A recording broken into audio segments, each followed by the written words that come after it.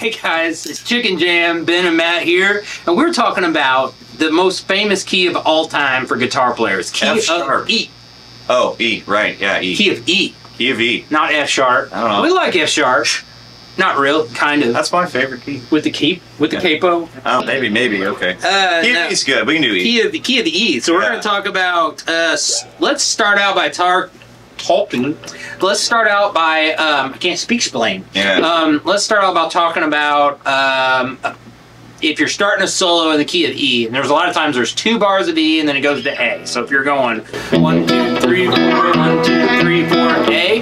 Right, okay. So like, let's talk about what you could play starting out a solo in the key of E. Play over that chord change. Okay. You got something on that? Sure. 1, 2, 3.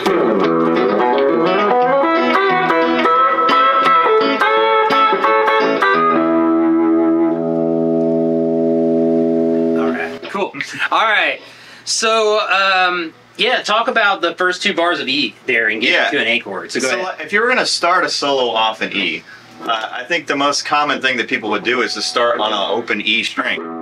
You know, and like you There's a concept. That's a concept. Or you either start on like an open E string and you walk it up if you know you're going to go to A. You have to make sure you're structuring that walk up to get to your next position of A. And so like for me, I like to structure, especially if I'm going to go from E to A, I'll do it. That's like major pentatonic. Yeah, right? it's a major pentatonic. And then you go, so.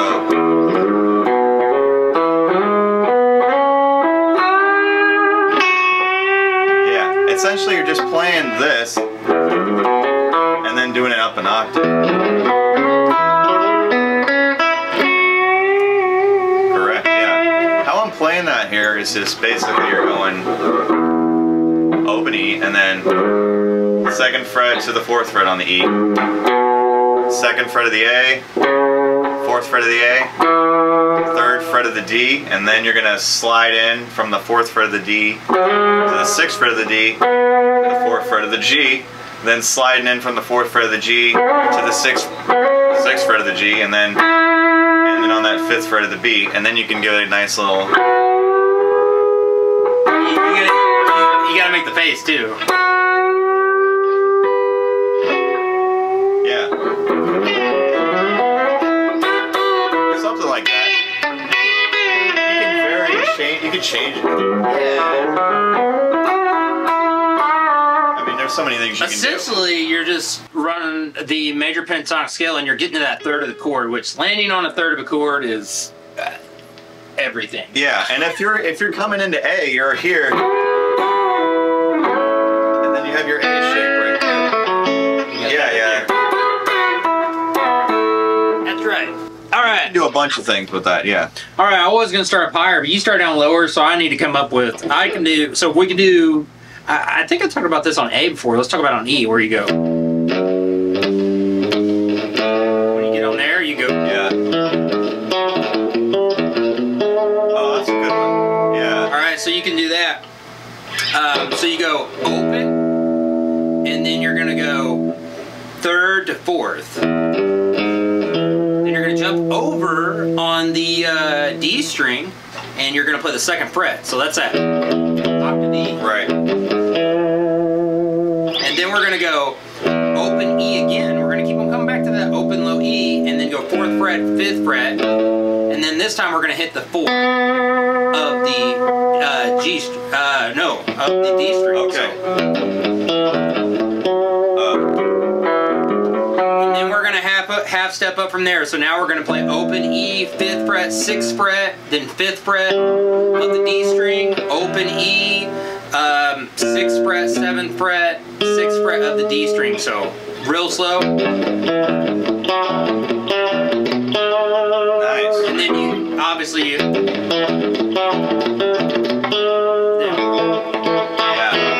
then you're into A right there. So that's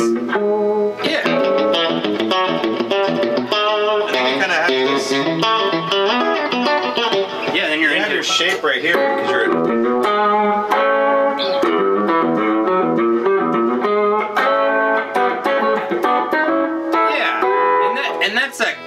classic. Yeah. Besides, you're playing the third of the chord, and you're kind of going.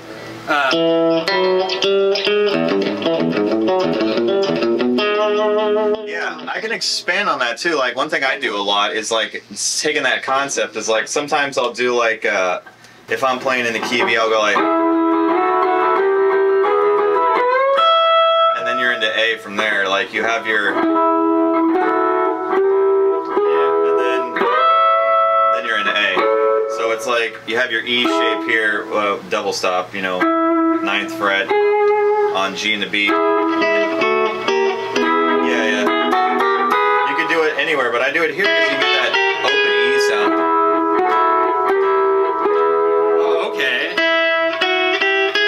You could do an E. Yeah.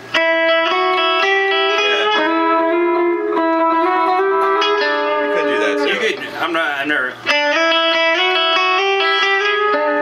Yeah, you could. Or you could. Yeah. There's a bunch of things. Yeah, you're just climbing up that E scale essentially, and then you have your A. But you're just... then A. Let me think. Then you're back. Yeah, back to E again. Yeah. Yeah. That's like Absolutely. climbing it up. Yeah. Cool. Yeah. Same with even like double stops here. Like, you know the song Farewell Blues?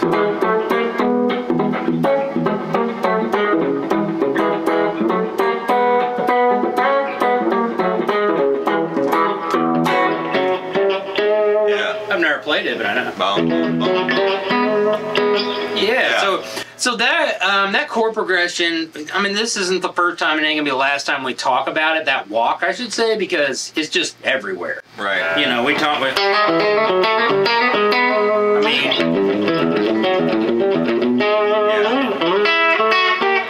Yeah. there's a whole bunch of different ways to play it, and it's essentially It's heading you to that A. Your minor 2, your diminished deal. Yeah, 2 sharp or flat third diminished. Yeah. Going, and then 1/3. Yeah. Dominant. Because, like, if you hear, and then right before you go to that A, Yeah. 4 chord, you hear that dominance. Yeah, you do. That's another thing, like structuring your solos like within a key of whatever it may be. You know, like you just said, like if you're wanting to make it sound cohesive with the chords, like the chords are going to be like. So if you're playing like major, make sure you hit like a dominant 7 going into your 4 chord or whatever it may be.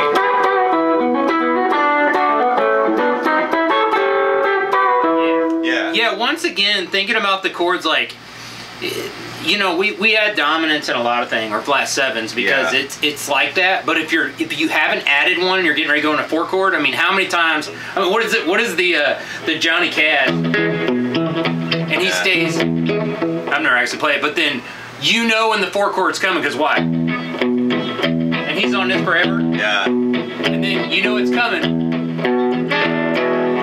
You can hear that flat 7 coming in there. You know it's coming, yeah. Yeah, so like you can put that into your solos. Yeah, and I'll tell you, it's really good even when you're not trying to sound like, when you're trying to sound more major scale-y. Like, so if you're playing the E and you're just playing the,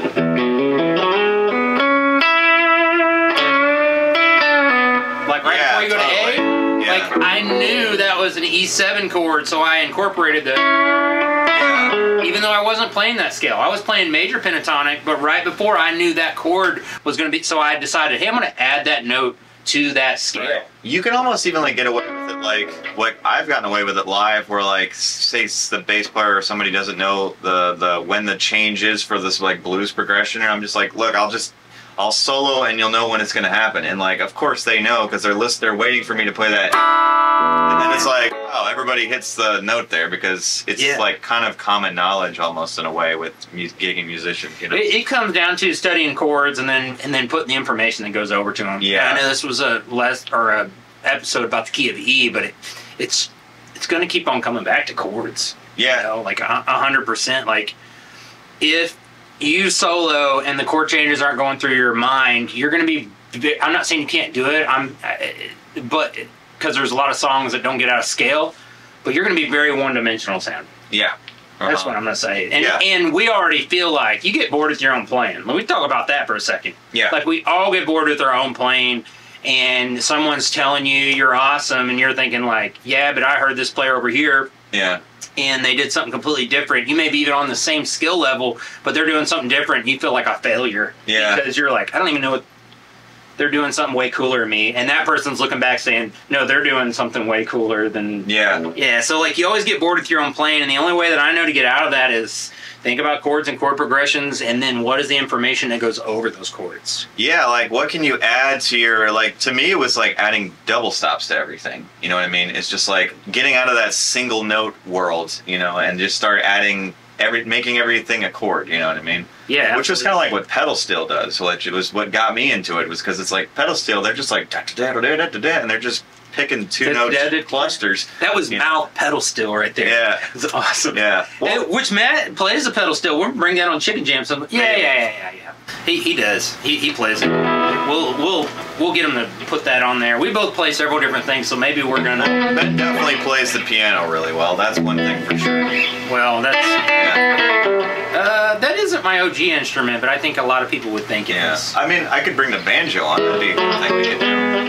I can fake a banjo. That's my. People say I can play a banjo, but I'm like, no, I really can't. I don't think I've ever heard you play banjo. It's not. You don't. Yeah, well, let's I don't know. Well, I'm sure it's we'll bring it on and then we'll try. We should have a whole episode where we try to play something that we can't really play. Yeah. But we have an idea of how it works. That's kind of me with pedal steel and banjo, to be honest with you. I mean, we're good at faking things to make it sound like we know what we're doing. But a real banjo player would know that we don't constantly sit around and think about banjo. Yeah, but hopefully like nobody's watching. A listener would enjoy it and say, yeah, he's a great banjo player. But like a real banjo player would be like, he can play a lot of string instruments. He can fake it good. Yeah. They would know. Oh, yeah. Yeah, for sure. I remember when I was like getting good at banjo, and then I went to a NAMM show, and I saw like an actual banjo player in real life, and I was like, okay, I'm a fake. I don't deserve to play banjo. Black and all those guys are next level. Next level banjo players. Some of those guys, they are. It's like, they can play like classical tunes on a banjo and make it actually sound like something. Yeah, it sounds like something cool. That's interesting. Anyway, let's talk about E, and we'll finish up here. Let's talk about, let's do another one. Yeah, let's do another one. All right, so I'm going to do... All right. Yeah. So that's gonna get me to A. So then you would go... or something like that. Okay. So here's what we're going to do. So this is the 7th fret bow strings, and I'm going to bend the B string up to the 9th fret. And then do the old classic on that B string when I get up there. Then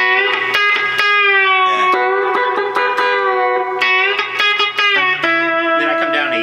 Yeah. All right? Or the 5th fret. So, and I'm doing that on one string. Okay, I wanted to know how you did that, because I'd approach that differently than you. How'd you get that? It's like, that's a classic chicken.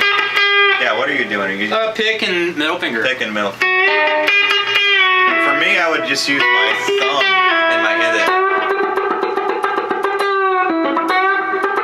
So I'm a hybrid picker, so I barely just use my thumb unless I'm going for like something pretty. And then I do kind of this little guy. That's what I do. Yeah. No, I thought. Oh, you do. I thought you did this. I do this. All right. So we have, when we use our thumbs, we tuck our pick away right here. You're the only. I don't know if I've ever noticed anybody else doing that. I'm sure there's plenty of people that do that.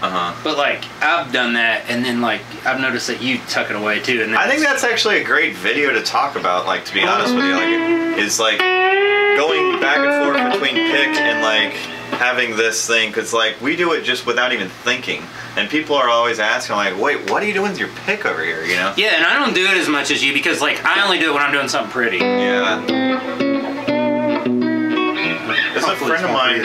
But a friend of mine does it like this. Like, I don't know how. I would drop that, dude. I already drop them as it is. Yeah, that ain't happening. That ain't happening. That is like a Jerry Garcia approach, because you gotta pick like this. Yeah, no way. All right, so I'm gonna do my lick right here. Then I come down to the 5th fret on E, and then I bend from the 6 to the flat 7, which is the 6th fret on the G string up to the 7. So, alright, but I keep that held down on the 5th fret. There's your dominant 7. Dominant 7, so from 6 to 7. And then I hit the 5th fret on the B string. So,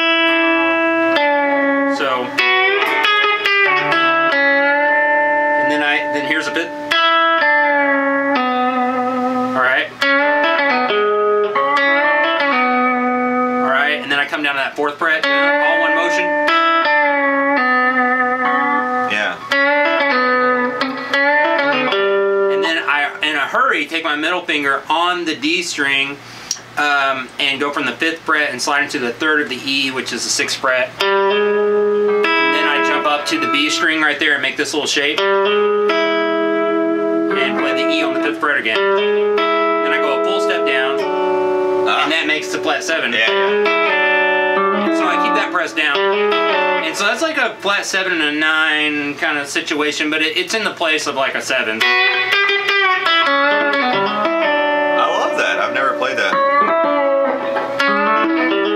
Yeah. And then that you're actually ending on the 3rd of that measure. So 1, 2, 3, 4, 1, 2, 3, and then it gives you a stopping point. I would say this about guitar players, like we're sometimes bad about just like 8th note and gunning it all the time. When we can't, you know, just.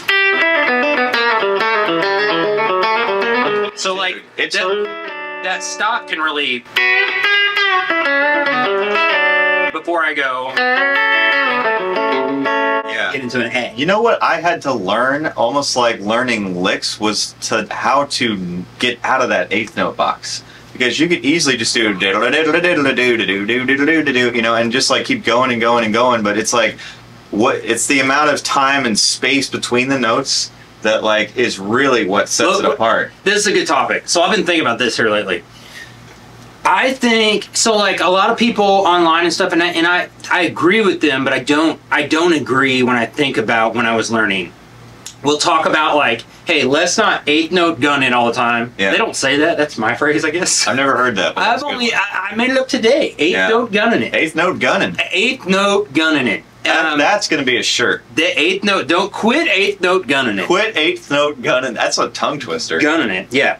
So there's that, and then they also talk about like don't just always just play scales and stuff like that. That's like, you know, everybody's doing that. But I will, and they're right. Like come up with something more creative and stuff. But at the beginning, I would say that needs to get done. You need to get good at it. That's a thing you have to know. You need to be able to 8th note gun it before you can back it down. And then you need to know your major scales. Your, if you're going to play country, Mixolydian scales, minor pentatonic, and major pentatonic scales. If you can 8th note gun it on then after that you start adding your double stops, you start adding your bends, you start adding your flavor, and then try not to just 8th note, but you need that on tap. Yeah. Like you need to be able to do that, but then after you can do it, then, and that takes some time. Yeah. You know, to be able to just do that all the time and not fumble and then change chords with all those scales. But like, if you're just wanting to like, for those of you who's like, I'm gonna buckle up and I'm gonna put the hours in, I would say learn those 4 scales over the chord changes and be able to 8th note gun it at different speeds. Yeah. And then after that, start thinking about the textures and stuff, and don't do that all the time. Yeah. What do you think about that? Oh, absolutely. You know, and like really for me, it was studying Buddy Emmons on pedal steel because like. Tasteful. Dude, the phrasing is what makes you go like, ooh. You know, it's not so much like, you know, it's just like... There's a lot of guys that can do that. You're going to 8th note or 16th note gun it, you know what I mean? It's like, that's cool. What sets you apart is when you're able to put all this space in between the notes and everything. And I made a short one time about saying, if you're doing a solo, end your phrases on a 1, a 3, or a dominant 7. So like if we're in the key of E. I can come with that. Yeah, so like let's say you want to end on, let's say, ending your phrase like, and then that would be like, I ended a phrase on a 7 at that point, or I ended a phrase on a 3 by going on, and I ended on that 3, or you go, and I ended on a 1, you know what I mean? And if you're just playing like a... Or a double stop with either one of those notes in there. Yeah. right? Essentially. So if I'm going like one to just play E chord, 1, 2, 1, 2, 3.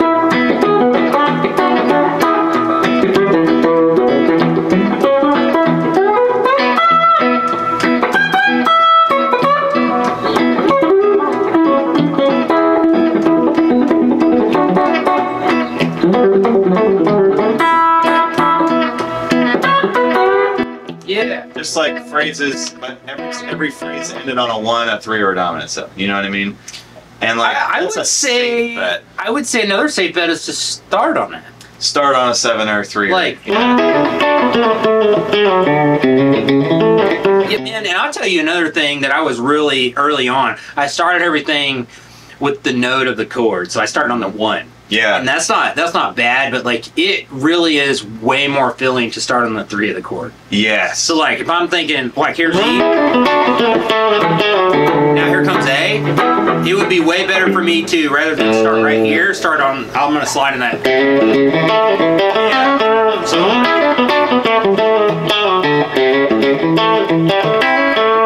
Right. yeah. You don't have to, I'm just saying like that is it's like if you hear the 3rd of the chord and then another note of the chord, your brain can tell what that is. Right. Like yeah. whether I don't care if it's a 3rd and a 5th, the 3rd, the dominant 7, Yeah. or the 3rd and 1. Definitely, it says that's an A chord or the 4 chord. If you just start a solo out with just playing a good old a 3, I mean you're hitting that 3. If you're in the key of A, but if you're in the key of E, that just says to the audience, I'm a country poultry plucking fiend. Poultry plucking fiend. You know what I mean? You don't even have to know anything. It's just like somebody comes out of the gate with a. You're like, oh, this is about to get country right now. Yeah. I mean, Yeah. at the end of the day, we're running those scales and adding pedal steel-esque licks. Yeah. And double stops. And flat 7s. Yeah. That's it. Yeah, it's really it. That really gets you rolling. You're combining a major and a minor together, essentially, to getting. It's a Mixolydian mode, you know. Yeah. Minor pentatonic and major pentatonic. I know some people got upset about me saying minor and major scales as opposed to minor and major pentatonic. Yeah, hey, you know what's great about that? I gotta say something about that. I saw that on there. I always see on these other channels of like guys I love to watch. Like, we have different people we like to watch, but like I love watching like Guthrie Trapp and Justin Ostrander and then Tom Bukovac and some of that. And I'll read the comments, and there's always these people down there just like.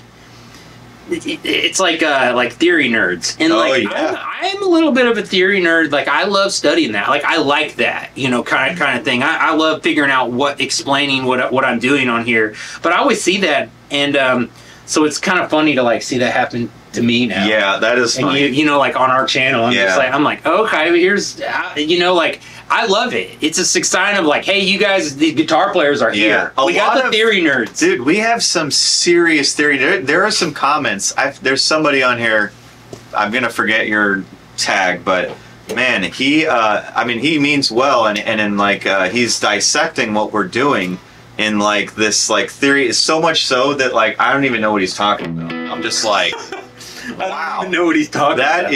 That is like, this guy knows more than I do about what I'm talking about somehow or another. You know what I mean? Yeah. Yeah. But like, it's pretty cool though. I mean, we like seeing that stuff. Yeah, I do. I like all the comments. So like, this is not a hate on the theory nerds. No. Like, it's like, to me, I'm excited about it. Like, correct the snot out of me. I'm glad you're here. Yeah. That means there's other guitar players here, and we like the same thing. Yeah. Yeah, absolutely. And it's like open for discussion. We try to respond to every comment on Chicken Jam here. It's getting a little bit more difficult in recent days, but like, we both, we're both full-time musicians and doing different things. Yeah. Yeah, for sure. So, hey, give me another E-lick before we get out of here from you. Like, I got one for you. This is one of my favorite E-licks.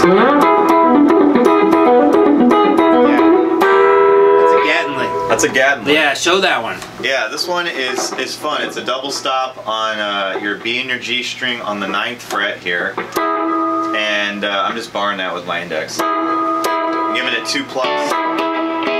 and then you're gonna go to the D string on the 9, and then the 12th fret on the D.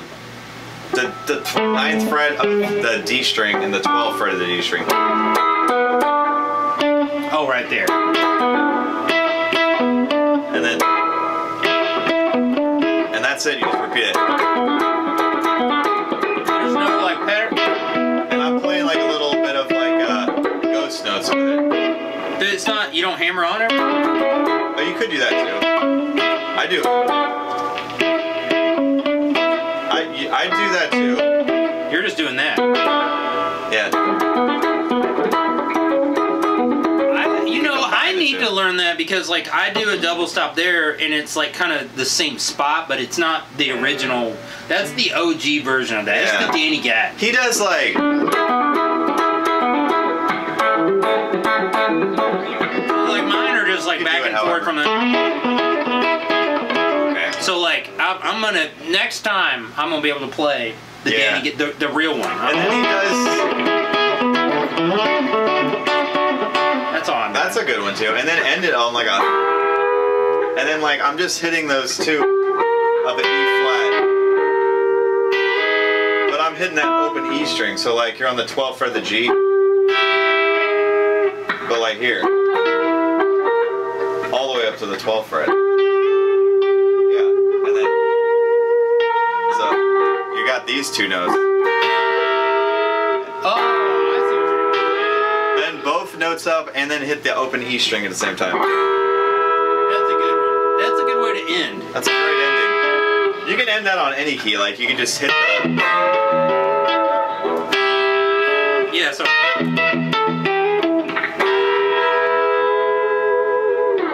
You gotta bend it in two, no, that's really hard to do sometimes. Yeah, I mean you can get away with playing it in A probably too. Yeah, absolutely. Yeah. Awesome. So there's some thoughts about the key of E and some random thoughts about We'll probably stuff. clip all that up into multiple videos most likely. maybe Or maybe not. Maybe you guys tell us. Do we need to go shorter or longer, somewhere in between? How about Matt's just- really been doing the short videos. Tell us in the comments. Shorts. Do you like the shorts? Do you like the long form? Do you like all of it? Would you like some medium forms? Would you like us to go live? Yeah, we could do a live. Let's talk about that. So there were some thoughts on the key of E and chicken picking in general. So, yeah, I'm gonna end us out with something though. let's do it. Cut chicken. What did we say? Chicken cut or something like that. Oh, chicken Chicken break. break. Chicken break. What This is first chicken break. From here on out, we mess up, there'll be a chicken break. And here's what it is.